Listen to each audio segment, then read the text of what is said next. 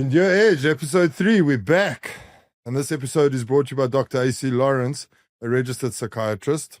Are you feeling overwhelmed or anxious or just not quite yourself? Give Dr. A.C. Lawrence, psychiatrists, a call. Book an appointment online or face-to-face, whatever's easiest for you. And they'll help you if you're struggling with stress or depression. 072 149 4655. He'll take WhatsApp messages. Let's repeat that number, 072 149 4655. Dr. A.C. Lawrence. Mental health matters. Today, episode 3, we've invited a runner. With Comrades around the corner on the 8th of June, we thought, let's talk mental health, what it takes to run Comrades. And yes, it's easy to bring an elite athlete on board. But I thought, let's do it differently. Let's find someone who spends all the time on the road. You know, they're the runners that matters. The guys that run for 10 hours, 11 hours, some even 12 now. The cutoff is 12 hours. They're the guys that matters, not the guys that do it in 5 and 6 and 7 hours.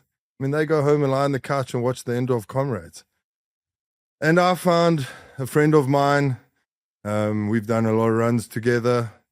He's been part of some of my runs in another business. He has tried to do Comrades 3 times, 3 failed attempts of Comrades, and he keeps going back. I personally have had 1 failed attempt of Comrades 2 years ago. I took a year's break. I didn't go back. It takes a special person to fail and go back. I know it's not a failure. That's the wrong word to use. It's a lesson. You learn things from failing and you only get stronger. But it really takes a toll in you. His name is Marco. He is a runner that runs every single morning. He's the chairman of the 5 a.m. club. And you will see most afternoons, Marco will be running with some social group. You'll see him at every race. Marco, how are you? How's it, Joe? Good to be here, and thank you for having me. Yeah, how was your run this morning? I saw you did a run this morning. Let me tell you, I snoozed that alarm for 7 minutes, and I was like, okay, I'm sure if I leave by 4:25, I'll still make it for the run. And you made it. And I made, yeah, it was lekker. You know, Wednesdays we do social runs, so we try and grow the crowd and get people to, because you know, hill sprints and speed sessions, that sounds very intimidating for a lot of like newbies or people that are just, you know, for sure, Instagram runners, for social sure. runners. Where do these 5 a.m. runs happen? So I host the Joburg 5 a.m. club in Fourways. Okay. They're by the renewed church opposite Molly Malone's. Okay. Yeah. Yes, I know exactly where that we is. run from that parking lot. When I first started it, I was very all about hills, and obviously Lone Hill is just one big hill. Hence the name. Yeah, hence the name. That's a lone deal. But now we've, you know, with the social run on Wednesdays, we've got like the flattest route, which is out and back, and people enjoy it. It's lit up. A lot of lamps nowadays in Josie. The street lights are all out. I hope it's not load shedding. Yeah. Yeah, very dark. So we try not to have that, you know. Okay. And obviously safety is first. Exactly, yeah. You know. So I'm always looping back and making sure the back runners are safe. And I enjoy that because it gives me extra mileage. Obviously, training for Comrades, or I think even if I wasn't training for Comrades, I'd probably still do crazy mileage because it makes you feel alive, you know. Well, for me, you know, it makes me feel alive to just run, and it clears my head and, like you say, mental health. For sure. And we're going to get into the crazy mileage and everything that's needed for Comrades. We're definitely going to touch base on that. But let's start right in the beginning. Running wasn't always your thing. Can we take it right back to the age of 5 years old, I believe? I've stalked you a bit. What happened at the age of 5 years old? So when I was 5, I experienced a major car accident. my dad and I and his girlfriend at the time were driving down from Kimberley back to Cape Town. And the car rolled 5 times. I flew out the back window. I hit my head on the telephone pole. So there was like a chunk that came out. And then I landed 15 meters over the fence with my legs facing forwards. So literally wrapped forwards. And I ended up being paralyzed from the waist down. I broke both collarbones, broke my left arm. I had glass, of course. And yeah, it took quite a few months. Luckily, I mean, they said I wouldn't make it back to the hospital. At some point there, I was declared dead for 20 minutes. They said to my dad, go say your prayers. And luckily, as the nurse was wheeling me out of the theater, they found a pulse. Yeah. And then there was just, because it happened at such a young age, my brain was able to rewire itself and I was able to learn to walk. And and to fast forward, I was obviously a gym boot. Ah, okay. After I didn't find that one. After matric, I'm sure there's some woman listening that wants some of those photos. After matric, my friend and I got into gym, the whole active and exercising. And obviously I wanted to lose weight. I always struggled with weight. Okay. And I went up and down. And then 2016 is when I moved to Joburg. I was like, do my own thing. And there I had a good routine. I actually worked for a supplement store at some stage. Oh, wow. Okay. Yeah. And after that, entered a few relationships that, take you into a very bad comfort zone. I was about 120 kgs. So a whole nother Marco. And I was single at that time. And then I was just like, I know how to get back to my normal state. And then my mom, funny enough, my mom and my stepfather are vegan triathlons, or they used to be. She's always like nagging me to come run. And I was like, I don't do cardio. Like, what is that? Is it Spanish or something? It's a sin. Yeah. Eventually, I was like, cool, let me add a bit of cardio to add to the weight loss. And shortly after that, I was the bug bit. Like 3 months later, I think it was just before COVID. I started really getting into it.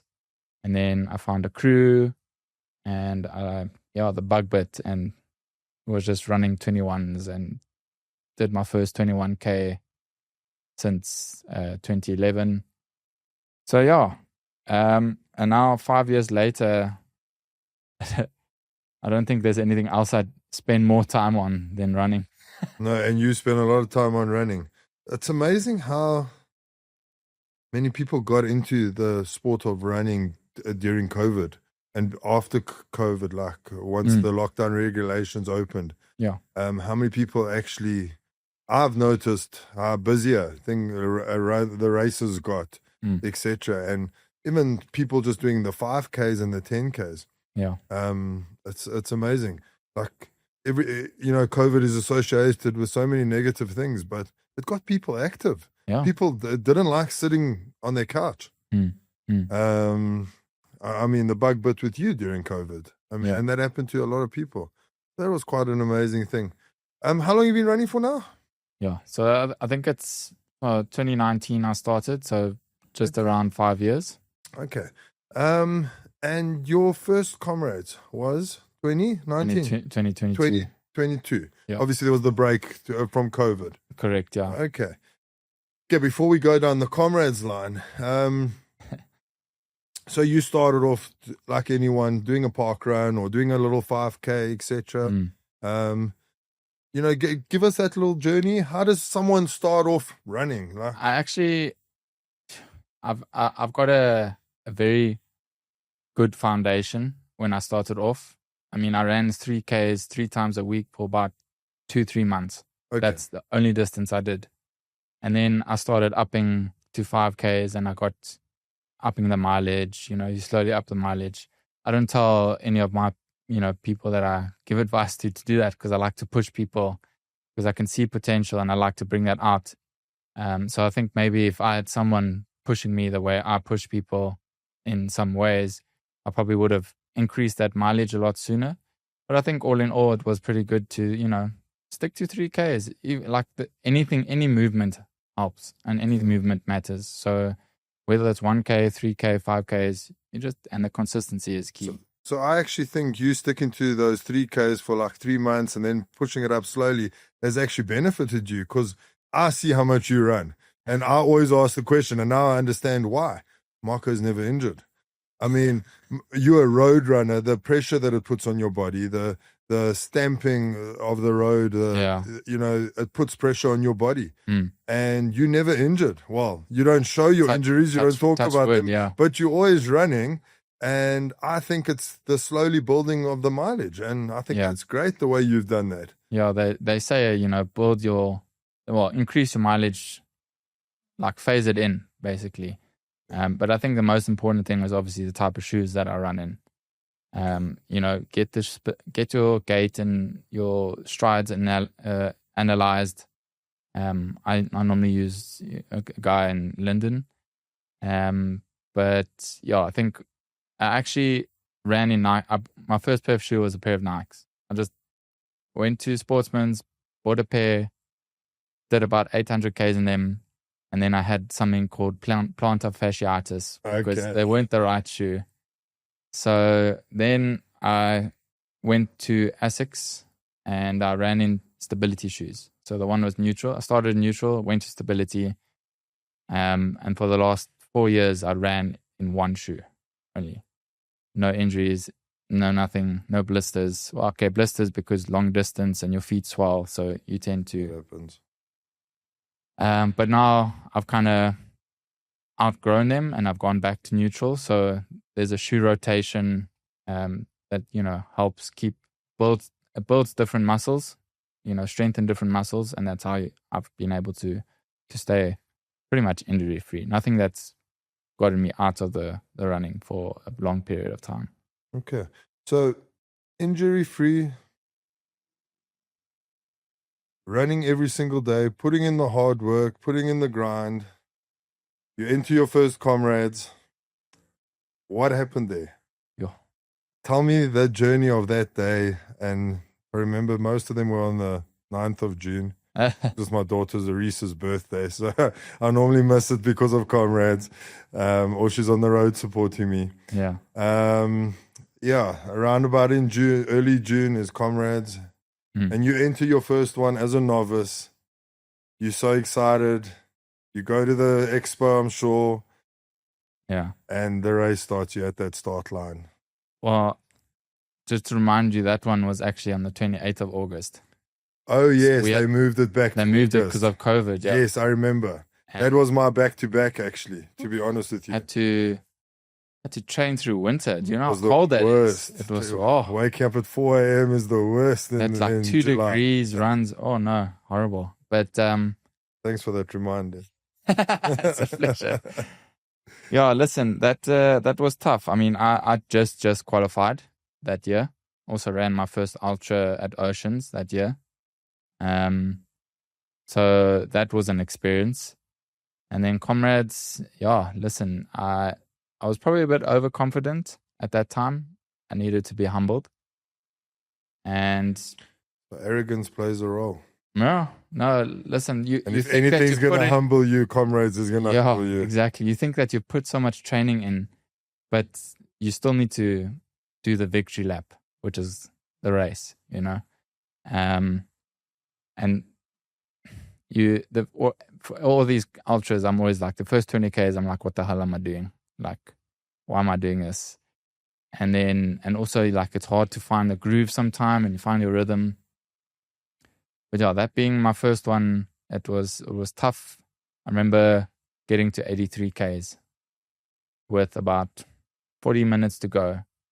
I mean, that's like right at the finish. You'd think to yourself, like, it's just a park run or whatever. Yeah. But in the state that I was like, I couldn't even move faster than 10 minutes. Okay.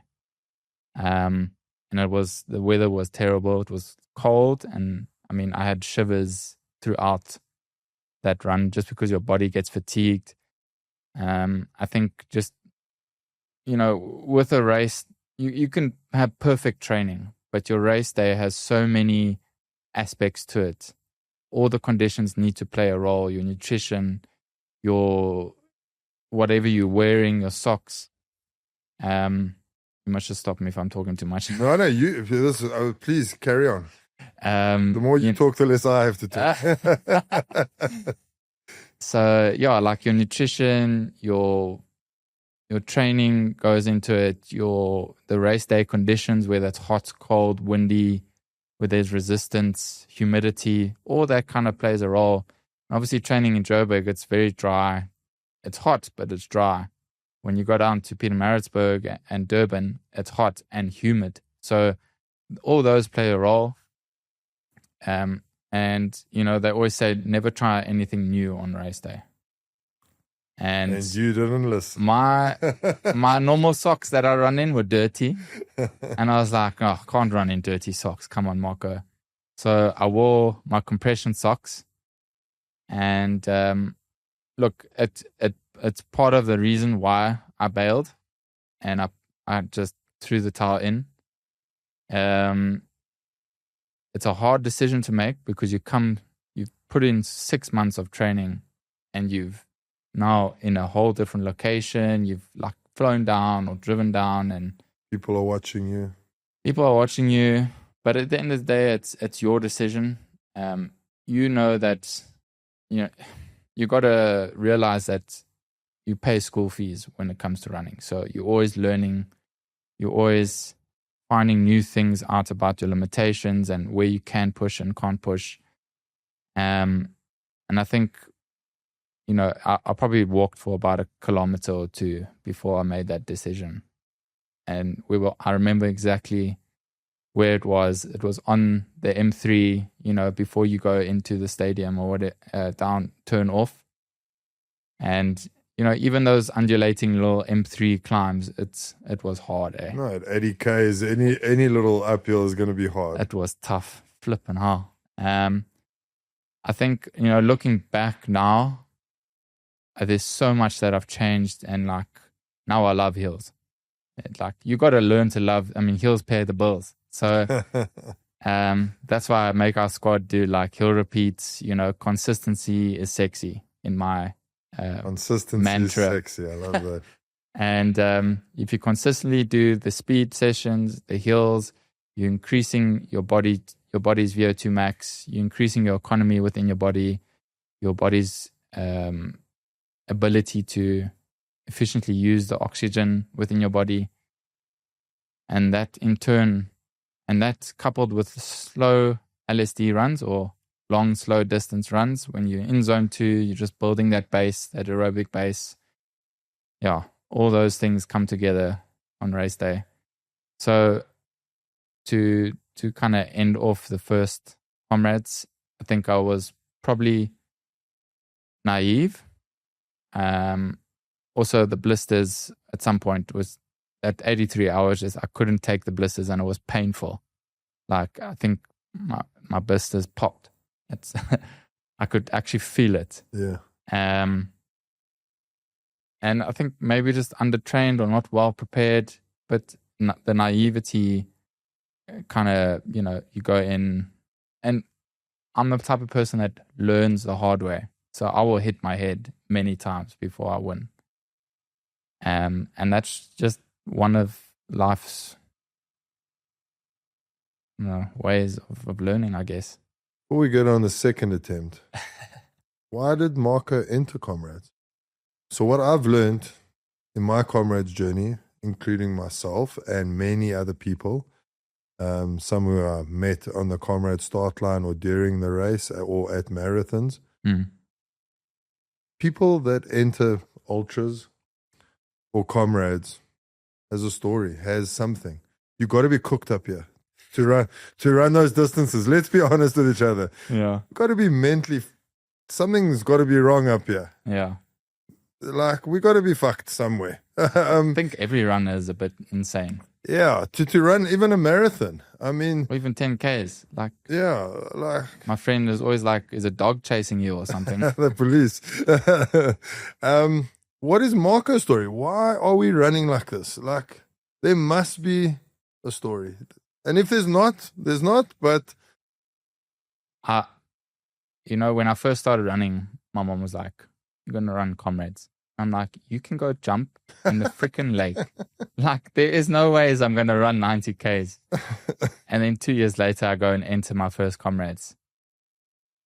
I think it's in the small things of trying to better yourself or push yourself more and more.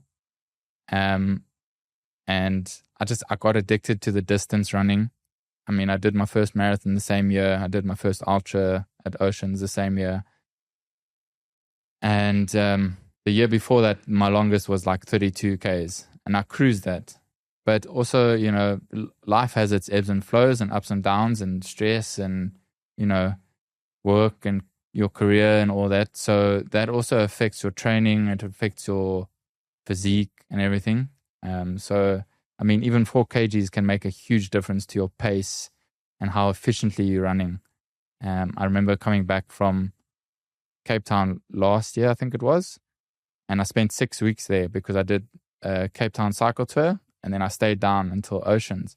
I came back like 6 kgs heavier, and I was running here at the altitude, and I was like, "Yo, I'm freaking dying, man." The shoes are heavier. Yeah, it must be the shoes. Let's change shoes. I realized, obviously, inherently, you got to do something for yourself, but also it became more than that for me. It became cool. I've got quite a story that I want to share with people, and it inspires me. I inspire myself with each ride, and that in turn, I'm hoping to inspire other people. And people don't know that. People don't always know this, but they inspire me too. Like, I've got people that have just started running. They inspire me as much as I inspire them. I think it's a very contagious type of energy and effect that you have on people. And as I always say, the community holds you accountable. And that's why I say get stuck into the community and the crews, because, they actually keep me consistent. Like the fact that I have to wake up early to go and host a 5 a.m. run. There's so many times where I'm like, I want to press snooze or like get someone else to do it. But I just make sure that I show up for them.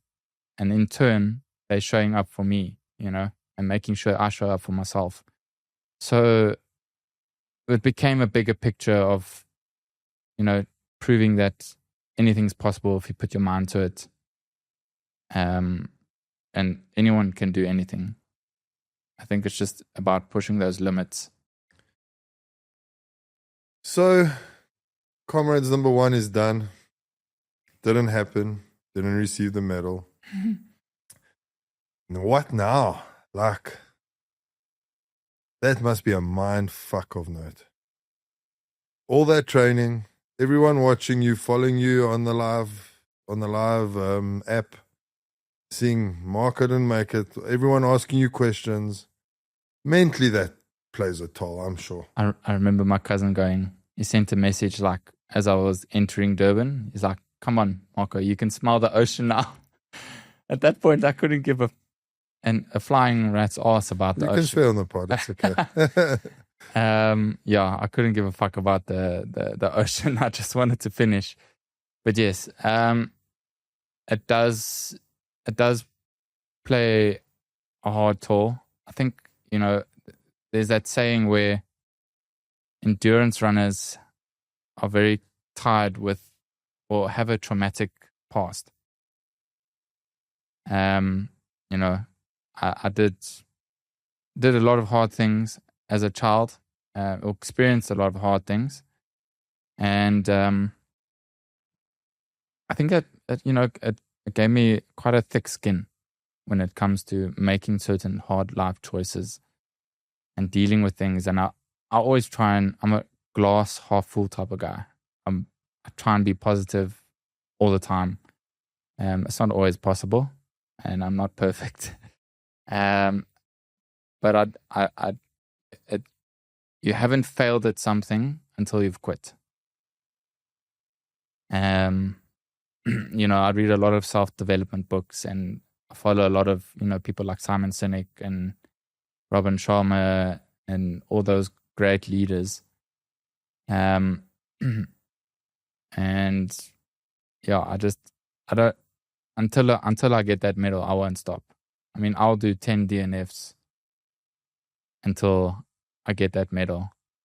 In saying that, when I do get that medal, I'm like done with ultras. Like Bullshit. for a year. Got to go get the back-to-back medal. No, I won't even go for but you know what?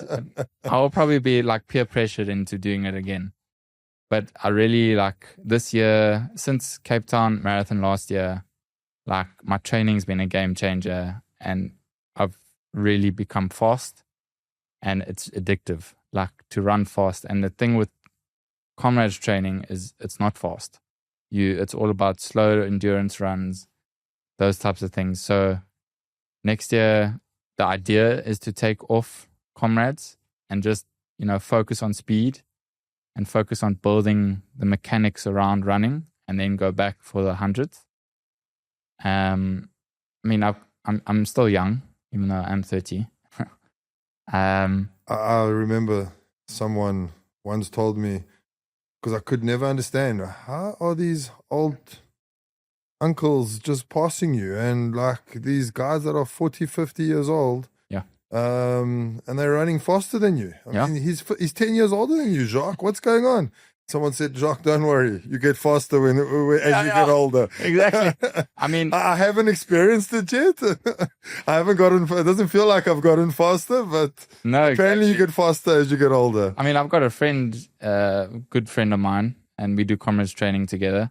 And he's 61 this year. He's going for his 7th Comrades. He passed me on my actually it was 2019. Chris Nursey, Yeah, your first Comrades. And he came past me. No, He runs with the Ontdekkers Club, eh? Yes, Florida Club. The Running Buddies guys, Okay. And then, I mean, last year, we both did Oceans together. He did like 5:34 or whatever. 2 weeks later, he goes and runs a sub 4 at Wally Hayward. But not just a sub 4, it's like 3:51. Not just 10 minutes to spare. Nuts, yeah. So I think, it definitely is in the longevity. It's a longevity sport, and the more you do it, the better you get at it. Consistency is sexy. Yeah, like someone smart says. If you could give one piece of advice to a novice that is doing the first Comrades this year, what would you tell them? One thing from your journey, from your 3 failed attempts, what would you tell them to do, and what would you tell them not to do?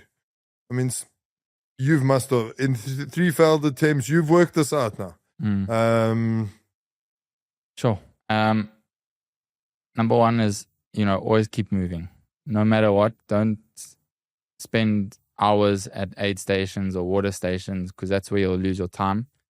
I definitely lost a lot of time last year. Run your own race is the most important thing ever, because not everyone runs the same as you. They don't do the same training as you. So it's very important to run your own race. Last year I got caught up.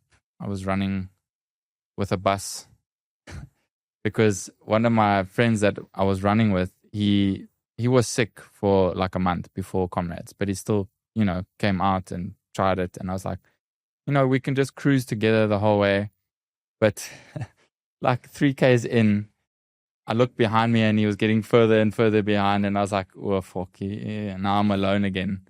And it is a lonely race. And that's the thing. It's a very lonely race. It's long and you spend a lot of time with your thoughts. And that's where it really becomes hard. Running the 90Ks is fine, but it's the mindset that you need to have. The mental game it needs to be hard because that's where it actually plays a role. It's the same with even running a 10K at like 36 minutes. Your legs can do it. Your body can do it. But you need to, as a friend of mine says, taste blood.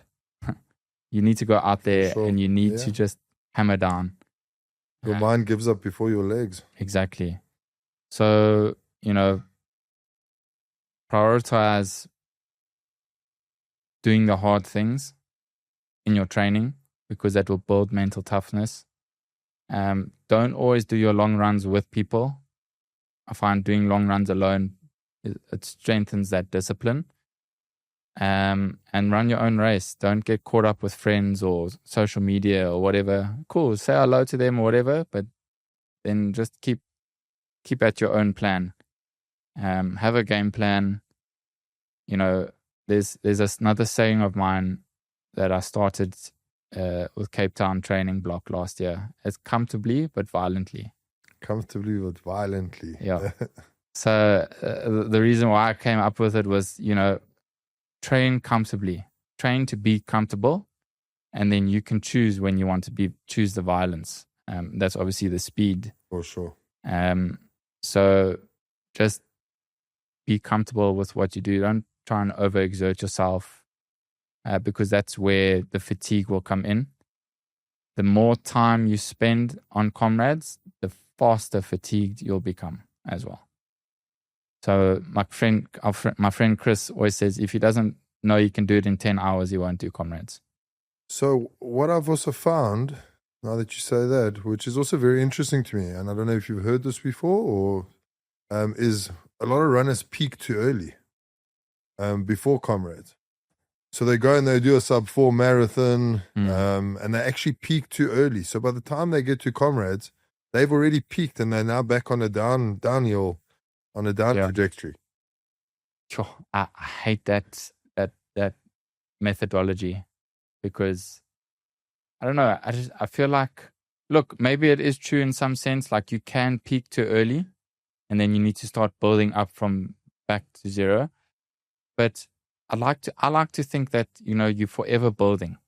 You know, it's just obviously where you want to place that intensity. Maybe it's just mindset again. Maybe it's just mindset again. You've now hit the sub-4 marathon, which was your goal. Yeah. And now, like, your mind, for whatever argument's sake, is weak. And you think, well, I've actually hit that goal. Yep. And you haven't actually gathered the new goal yet. Exactly. That could very well be. I think it boils down to the type of training that you do and how you attack it. I mean, I think in the last 3 years, I've never done as much mileage as I've done since Cape Town Marathon in terms of weekly mileage. I started just, you know, coaching myself, focusing on, you know, over the years, you take pointers. I'm very observant. I pay attention to other people and how they do their training. And I do take advice. I'm terrible to be coached. That's why I just decided to go out on my own. And that way I kind of take a lot more pride, or not pride, but a lot more accountability in the work that I do in terms of training. I mean, December, I challenged myself to run 500 Ks. For the month. Sure. That's a tough call for December. Yeah, because Christmas, normally it's like Christmas, you know. Champagne. But I came close. I mean, I knew it was a tall ask. But I ran 31 days consecutively. The 1 week I did about 130 Ks. In that time, we also did the Goggins challenge. So my friends and I, we were like, let's do this. Stay hard, motherfucker. Yeah. Who's going to carry the logs and the boats? So we did the Goggins challenge. So that was 78 Ks or so over 2 days. Oh, nice. Listen, let me tell you, waking up at 12 at night to run is hard. And it's 4x4. What's it? 4x4 by 48. Okay. So every 4 hours, 6 miles. Yeah. 6 miles. So it's it's 4 miles so it's 6.4 Ks. Yes, yeah. Every 4 hours for 48 hours. Okay. And obviously, it sounds easy, but like you say, waking up at 12 o'clock at night. Listen, it's to dark. Go do 6 Ks. And it happens in the Karoo, if I'm not mistaken? Yeah, that's the official one. Okay. But we did our own version. Okay, you did a local version. Yeah. Thanks for the invite. Yeah, it was just a couple of mates and I. We all crashed Nah, my I'm just place. joking. And it was such an experience. I would love to do it again.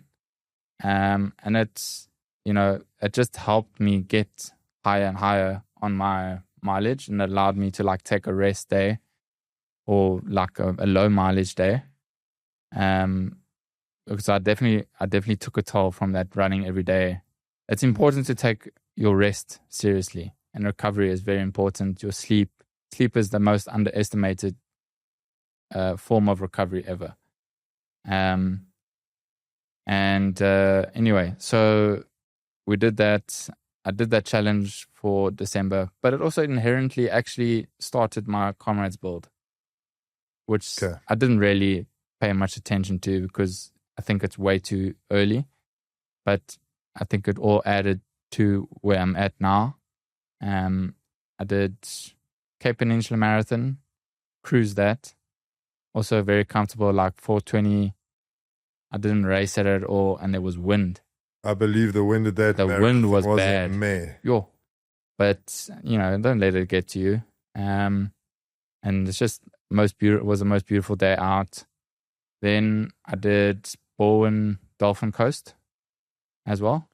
That was lekker. That was meant to be like a race, but I didn't really taper much. I haven't tapered at all really for any of my races. I mean, that one that I did, Cape Peninsula, I ended the week on 84 Ks. Yeah. So it was that's the type of training I've been doing. A lot of, just comfortable. And is that all different training to the previous years? You've changed it quite a bit. Yeah, since the last Comrades, I've changed my training completely. Okay. Just lots of mileage, with very high peak weeks, and just, maintaining the slow, easy mileage. What's actually been very helpful to me is my community runs, because I do a lot of double run days, and a lot of people tell me like, why are you doing double run days? It actually believe they need it. It actually helps a lot when you're chasing mileage, but also it teaches you how to run on fatigued legs. It also aids to your discipline and your mindset, because imagine, I run at 5 a.m. in the morning, I work a full day, and then I go home, and now I need to run again. Listen, so many times, I don't want to do it, but I end up doing it because, the easiest thing is just to put on your running clothes, and then you're already motivated. Yeah. Yeah. My 2020, where are we now? 2024, my 2022 Comrades. My back-to-back was a down run. It was a down run. Yeah. 2022, I had Mark Wolf as my coach. Mm-hmm. And he gave me a lot of double run days, where I would run in the morning and then he would make me run at night. Yeah. And not in the afternoon. Who would say it needs to be after 5 o'clock? Yeah, exactly. Yeah. Because you got to put your body through something that it's not used to. Even now, I started realizing, because I've been killing my runs at 5 a.m. as well, and getting them done. A friend of mine invited me for a lunchtime run the other day. I joined him for a lunchtime run, and it was hard. It was, I suffered on this run because I was not used to running at 1 o'clock in the afternoon. Yeah. It wasn't a hot day or anything like that. Yeah. My body was just not used to, or my mind was just not used to running at 1. And I forgot about that. And I realized, shit, you got to change this up now. Yeah. You can't just go at 5 a.m. anymore, because 5 a.m. doesn't last. Once you get comfortable, you get comfortable, your body gets used to it. You get used to waking up. Exactly. I also saw another doctor, I think it's Hiberman. Forgive me if I'm saying it right. Oh, yes, yeah. I've heard of him, yeah. He was on a podcast. He has his own podcast. And David Goggins was actually on his podcast. And he was telling David that there is a piece in your brain that grows every time you do something you don't want to do. Correct. So, like, for example, if you're snoozing it in the morning, you can't get out of bed, you don't want to go run at 5 a.m., you're snoozing, and you force yourself to do it. And it's a complicated name. I'm not even going to try and say it. But this piece in your brain grows. Yeah, you start creating new pathways. Yeah, and it was actually so interesting that do things that you don't like. Do the hard things. Exactly. And I found that so interesting, as you just say now. Like Yeah. you're doing the hard things now. Yeah, that's quite a story, man. 3 comrades. Yeah. Man, number 4th be the medal. No, listen, I think, not to be overconfident or anything. I'm very comfortable at running at a certain pace. It takes discipline to run slow. Are Because you practicing any walking? I mean, I walk on hills. Because comrades, you walk. Yeah. You know that. But listen, I ran, last year, when I ran Oceans, I bombed heavy, hey? And if it wasn't for my mate that runs the sub-7 bus, I probably wouldn't have made it. But he also paces the sub-11 bus at Comrades, Mr. O. Anyway, many people know him. And I learned how to walk with purpose with that guy. I walked the whole Constantia Neck for the first time last year, but we were walking at like 8 minutes. Like that was sore. So yeah, I think it's important to practice your walking. You have to. There's no way anyone runs for 90k. Yes, you had a stain or whoever else is an elite, but yeah. I mean, like to run permanently for 90k's. That's rough. I actually know someone who's done, actually 2 of them, they're friends, they did it together, a sub 10, and they walked it was an up run, and they walked every single hill. Yeah. When they I think it's the five big hills or 6, Yeah, so there's 5, but they don't talk about the... Yeah, they don't talk about the other one that are actually worse. There's so many more. But those 5 big hills, they walked every single hill. Really? And she did a sub 10. Yeah. Yeah, I have a friend that also does the same. I was like, but how? How do you do a sub 10? Yeah. Yeah. You sprint down. Yeah. Fields Hill. Listen, that was painful. Eh? Someone once told me you got to run it back. And there were guys, when I was coming down it, they were running backwards. Because apparently you use different muscle groups. Yes. And they're running down the Fields Hill backwards. Like, I was like, what? Listen, if I run backwards at that point, I'm just going to cramp up. For sure. Marco, bud, you're an inspiration. I don't know how you do it. To go back every single year for the last 3 years, and you're now going on your 4th. People need to know about you. People need to look up to you. Your crew that you've got at 5 a.m. are very lucky to have you. Yeah, you're special, bud. Don't change. Don't change who you are no matter what. Fuck whoever says what they want to say about pace, about distance, whatever it is. Keep doing what you're doing. Thanks for coming through today. Thank you so much. And I really hope the story gets out to everyone. Because, we always listen to Bruce Fordyce at these novice events. He goes and does his talks, and they're great talks. But the people that you need to hear from people that have battled, that have suffered during the race, that go back every single year, like yourself. I know of someone else, he's not interested to come on the podcast, but he's failed like 8 times. He's now done his 9th time or something, and his mother passed away, and his mom's like, please just promise me you'll go finish Comrades in time. And he went and he did it. Wow.